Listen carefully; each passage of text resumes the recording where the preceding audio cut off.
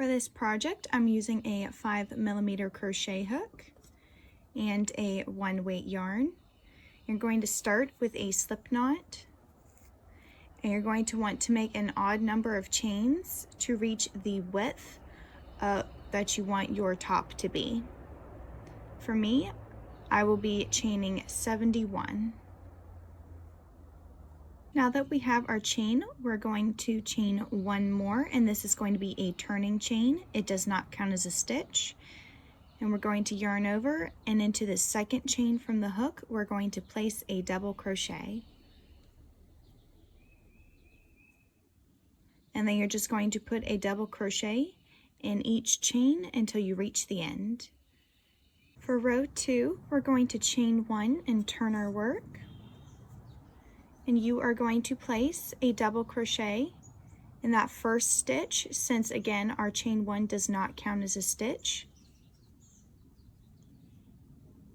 Then you're going to chain 1, skip a double crochet, and place a double crochet in the next stitch. And again, we're going to chain 1, skip 1, double crochet in the next. And we're just going to repeat this till the end, and you should end on a double crochet. For row 3, we're again going to chain 1, and this doesn't count as a stitch. Turn our work, and we are going to place a double crochet on top of the double crochet.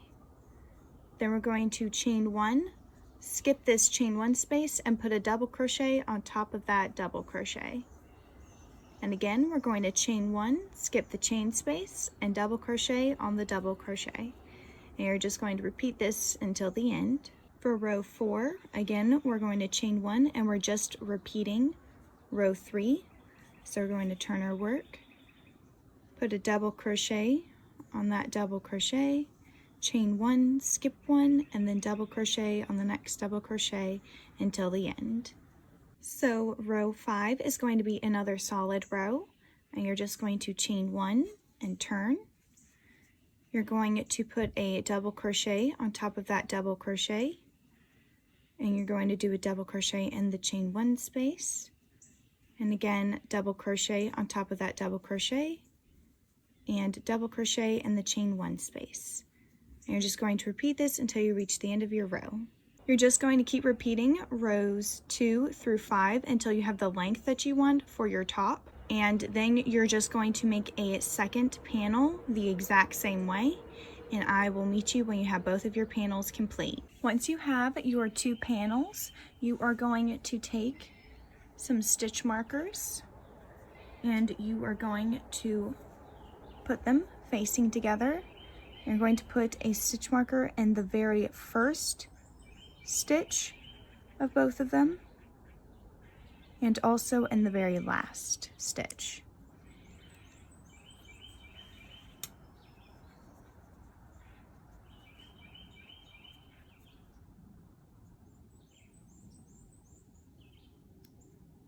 Now you're going to just hold this and kind of guess where you want your neckline to be, like how wide you want it to be, and you're going to place some stitch markers in roughly where you think you want it to be. And you don't have to line up stitch for stitch yet. We'll do that later once we figure out the neckline. So then you want to just go ahead and try this on and see if it fits, and if it doesn't, just kind of adjust it until it works. So I ended up widening it a bit because I couldn't get it over my head. And now you're just going to count your stitches and make sure you have the same amount of stitches from this stitch marker to this one on both sides. I'm going to go 1, 2, 3, 4, 5, 6, 7, 8, 9, 10, 11, 12, 13, 14, 15, 16. Okay, so we need to move this one back a couple. And I forgot how many we had on this side. So we want to have the same amount of stitches on both sides, as well as making sure these stitches are even on each panel. And once you have them even, you'll want to try it on again just to make sure it still fits the same, or if you want to move it up a couple stitches or back. So once I had my stitch count correct, then I went ahead and made sure my right sides were facing each other. And now it is time to go ahead and seam, and I did go ahead and take off the stitch marker on the end because we only needed it while we were trying on. To seam your shoulder portion, you're just going to want to take that tail and put it in your tapestry needle or yarn needle or whatever you want to call it. Then you're going to want to go under both loops of that first stitch on the first panel, and then both loops of the first stitch on the second panel, and you're going to pull it all the way around, and you're then going to want to find the second stitch on both panels, go under both loops again, going to pull it all the way around, and you're just going to continue that until you reach your stitch marker. Now that I've reached my stitch marker, we're just going to take it out, and we're going to put a yarn under both of those loops on either side, and we're just going to sew that together one last time. You want to pull it slightly tight, not too much, just gently pull it a little bit. And now you're just going to weave in your tail. Once you've finished sewing together your shoulder portion, you're going to flip it right side out, and you're going to figure out where you want your armhole to be. So you're just going to put this on and pinch together right about where it feels like it's the right size. Now, as you can see, mine are in different areas, so I'm just going to kind of go down, making sure that I line up my rows so the solid ones go together. And so see, this one is where this one would be, and then this is right here at the last one. So we're just going to kind of split the difference, and we're going to move this down one, and we're going to move this up one.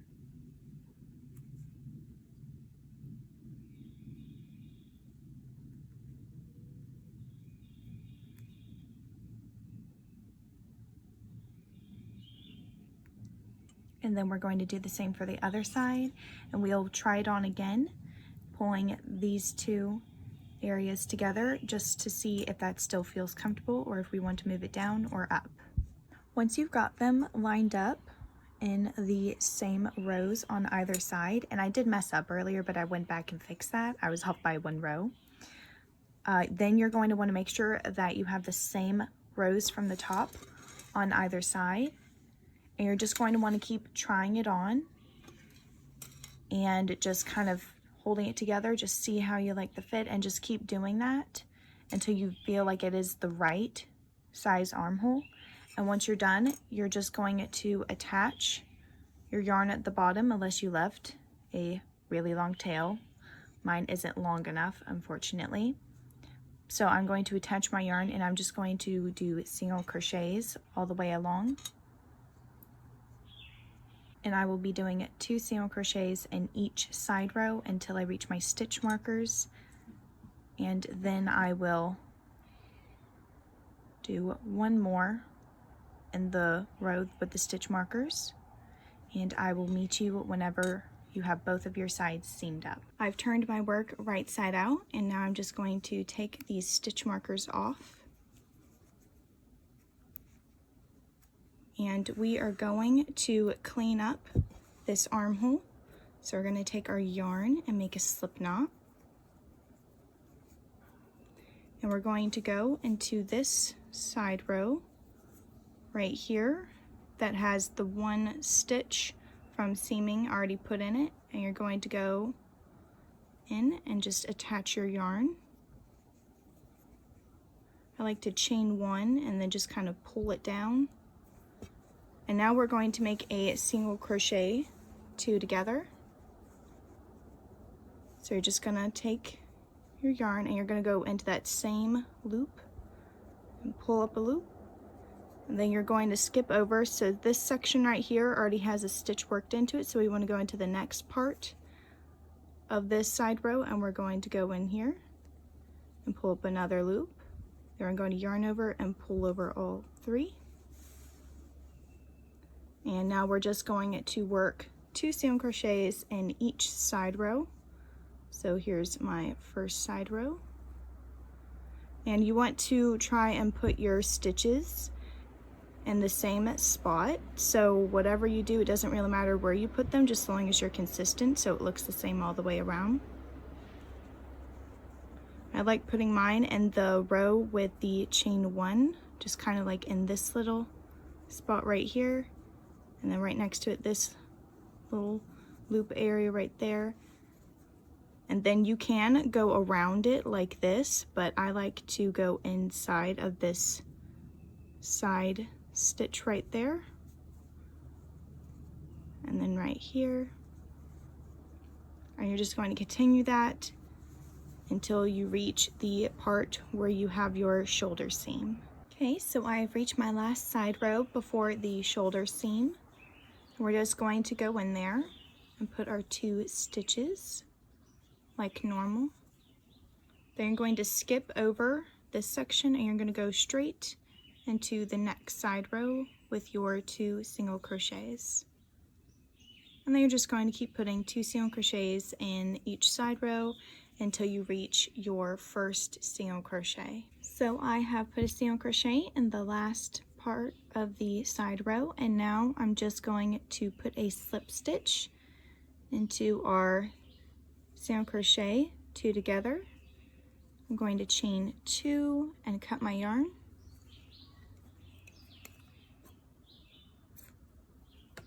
Then I'm just going to pull this loop all the way through and then pull it down tight. Now we're going to clean up our neckline. So you're just going to pick one of the sides where your seam is, and you're just going to be attaching your yarn right here in that first stitch before it. And again, like with the sleeve, we will be making a single crochet decrease. So I'm just going to pull that through and chain 1, pull it down tight. Then I'm just going to put my hook through and pull up a loop. And then I'm going to go into the next stitch past the seam, and we're just going to yarn over, pull through all 3. And this will be a lot easier because you're just going to put 1 single crochet in each double crochet all the way around, and I will meet you when you're at the other side of your neckline with the seam. Alright, so I just have this 1 stitch left before the side seam, so we're just going to make a decrease again. So go through and pull up a loop, go into the next stitch and pull up a loop, and yarn over and pull through all 3. And then we're just going to continue putting single crochets into each stitch until you reach your first single crochet, which was our decrease. I'm just going to slip stitch into our single crochet 2 together. Then I'm going to chain 2 and cut my yarn. And I'm just going to pull this through and then pull it down tight. Once you've finished both of your sleeves and your neckline and sewing up the sides and everything, all you have left to do is to weave in your ends and put it on.